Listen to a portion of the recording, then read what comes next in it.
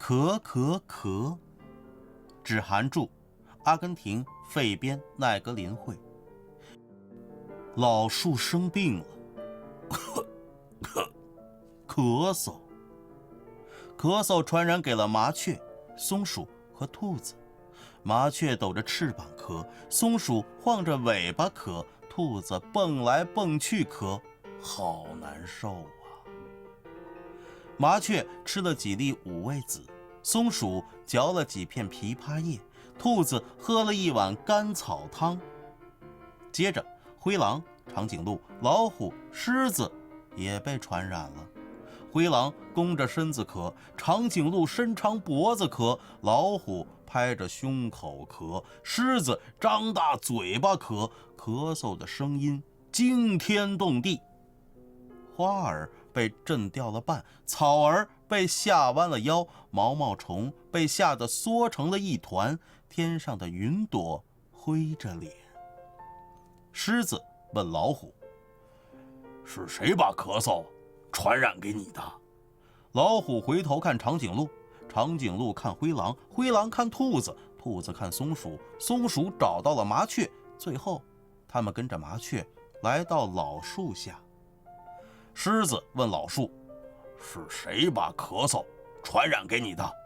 老树喘着气说不出话，长长的树枝指向天空，一只鹦鹉正从空中飞过。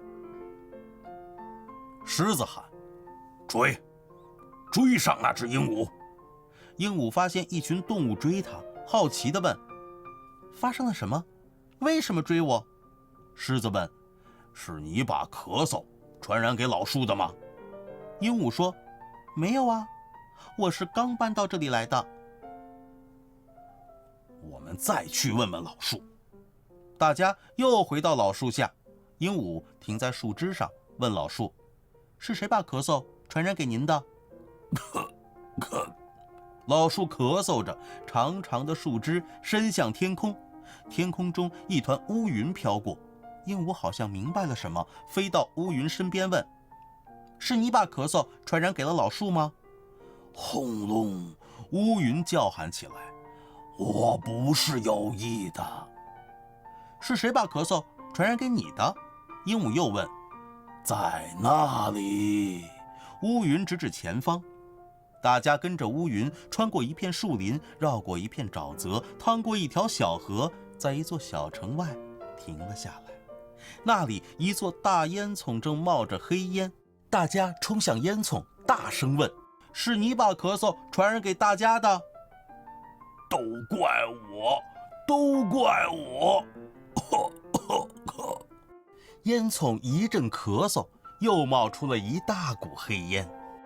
原来烟囱很喜欢吃煤，白天吃，夜里吃，咳出的烟熏黑了天空和白云，咳嗽就这样传染开了。狮子说：“我们得想办法治好咳嗽。”2天以后，麻雀带着五味子来了，松鼠带着枇杷叶来了，兔子带着甘草来了，还有灰狼、长颈鹿、老虎、狮子也带来了各种各样的草药。他们不知道这些草药是不是能治好咳嗽，只是尽自己所能的把草药采回来了。烟囱一边咳嗽一边说：“我再也不贪吃煤了，我要赶快把咳嗽治好。”烟囱开始一口一口地吃草药。